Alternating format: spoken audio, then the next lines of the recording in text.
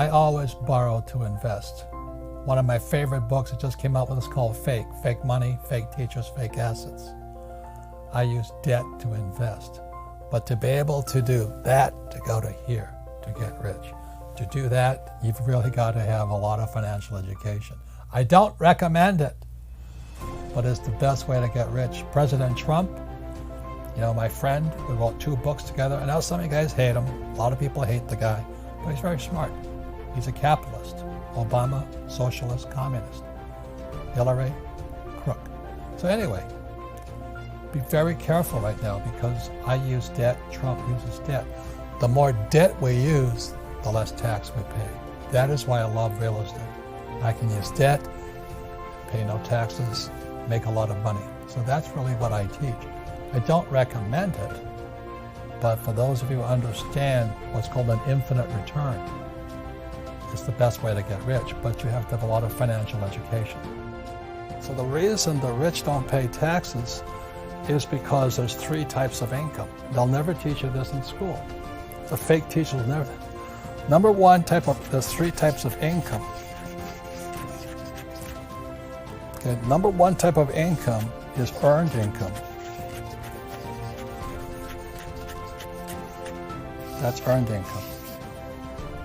It's when you work for money. It's earned. So that earned income shows up here. So these are the guys that pay tax. So when all the guys are screaming tax the rich, well, you can't tax them because they don't have jobs. That's absolutely It's kind of funny, isn't it? We're going to tax the rich. Oh, yeah, good luck, you know. And then the second type of income is portfolio income. And portfolio income is from flipping houses, or you buy a stock for like $10, you sell it for $20. That's portfolio income, okay? I don't do that. Trump doesn't do that.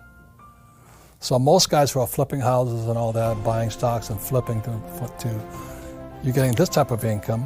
So this income is about 20% today. Some of that here. But the income that the rich work for is called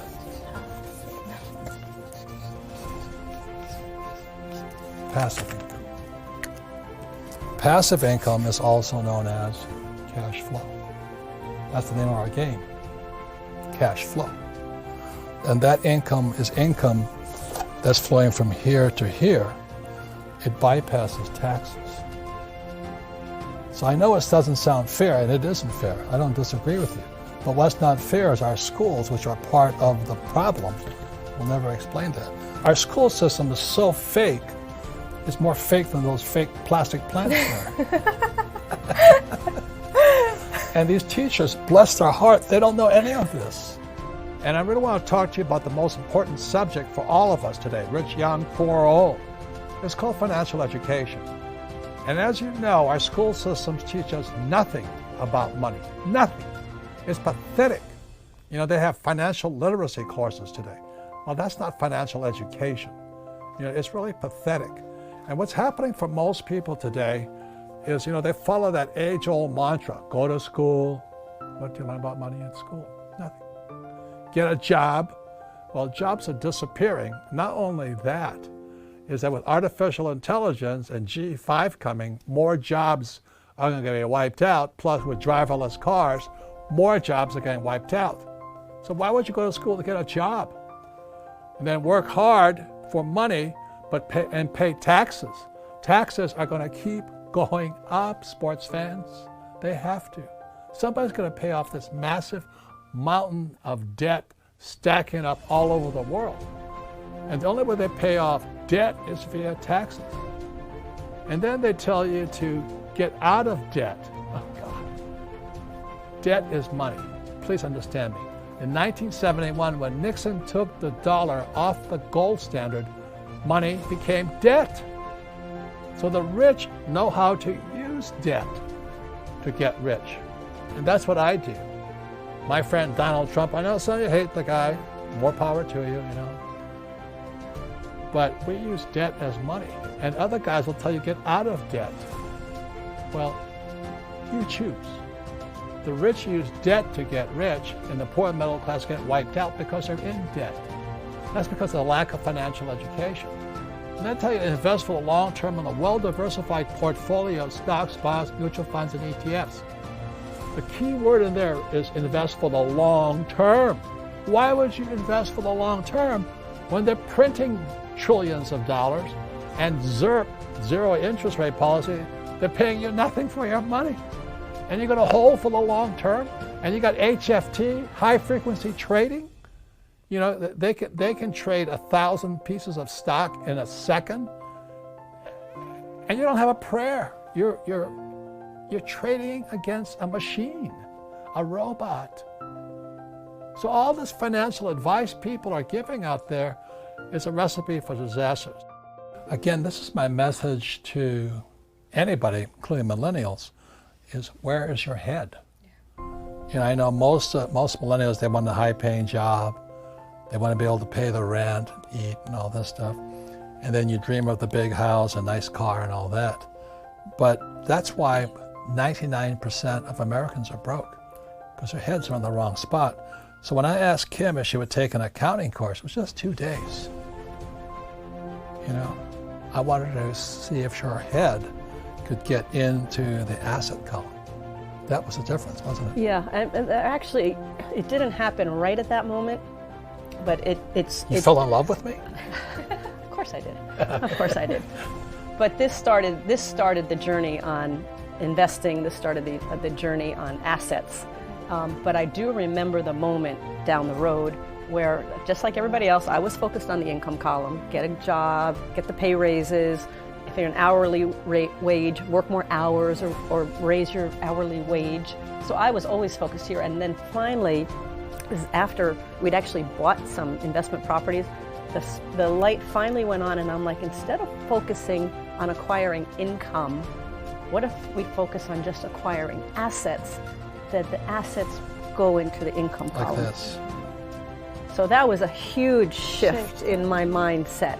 And once that shift happened for me, I don't think about the income column anymore. I just think about the asset column. And that's our game called cash flow. Yeah. The first way you understand risk is you look in the mirror. It's who's looking back at you. You're the risk, not the investment. For example, I invest in a lot of real estate and say, oh, real estate is so risky, so I think I'll buy ETFs. So you play it safe, but you'll learn more by investing in real estate, right? Because you'll make more mistakes. Yeah. So that's the difference there. So it's not real estate that's risky, it's you're risky. Yeah. And sometimes it's ironic because I think about it like, so blindly turning your money away to someone you barely know isn't risky. Or let's say, I don't know, maybe just depending on this job where your employer can fire you any day isn't risky either. You know, it makes you think a little, what truly is risky for you? Yeah. How do you define it? And you look at all the pensions of the school teachers, firefighters, and all the guys with 401ks. They're all bankrupt because Wall Street stole their money from them. You know? And the Federal Reserve Bank, they're run by PhDs, like my poor dad. And PhD stands for poor, helpless, and desperate. The Fed has not been right in years. Everybody worships the Federal Reserve Bank. The other day, somebody says, what do you think about artificial intelligence? I said, oh, are you talking about the Federal Reserve Bank? You know, they're a criminal operation. They're the guys stealing from our pension system. It's horrible what's going on because we have all these PhDs, poor, helpless, and desperate people who are risk averse. Well, let me tell you what risk is. So, Okay, perfect. So when you go to your banker does not ask you for your report card. So here's the cash flow game, and this is called a financial statement. What makes the cash flow game different from Monopoly, which how my rich dad taught me via Monopoly, is my rich dad also taught me about financial statements. So the cash flow is the only game with a financial statement.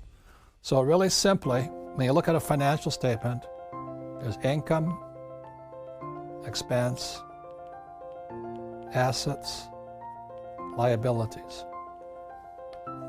There's one more thing in the cash flow game on the financial statement you'll see. It's the most important statement of all. is called the statement of cash flow. It's off to the side here. So if you're going to be an entrepreneur or a capitalist, you have to have one of these. If you're going to be rich, you have to have one of these. But 99% of all high school students leaving school and college have no idea what this is. You have FICO scores, but you don't know what this is. No. So when a banker asks you for your financial statement, they want to see how smart you are here. So let me tell you why school makes students poor. So really simply, it's this. Let's say I have a master's in arts, Master of Arts degree, right? Yeah. Or a Bachelor of Arts degree. Yeah. Do I learn anything about income? No.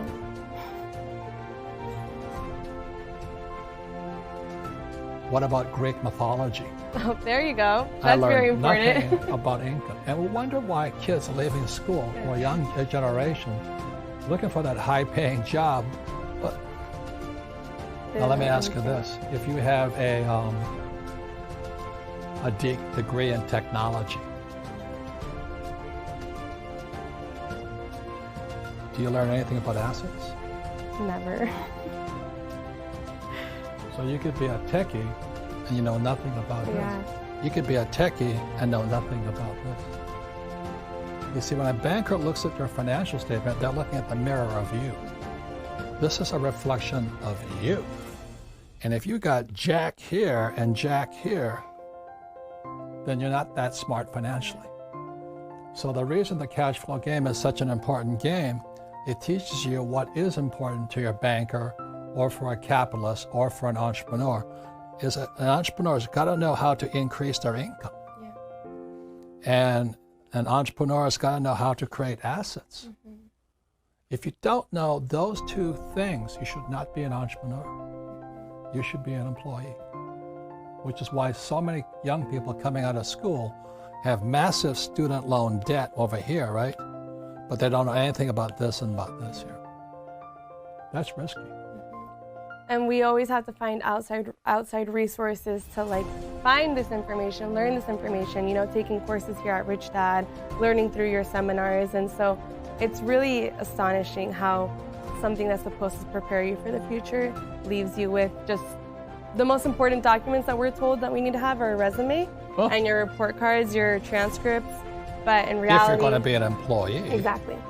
But for entrepreneurship, which is what a lot of people come to us for, this is where you can learn it here, because in the school system you won't. You see, if you're going to increase your income right over here, you need a real teacher.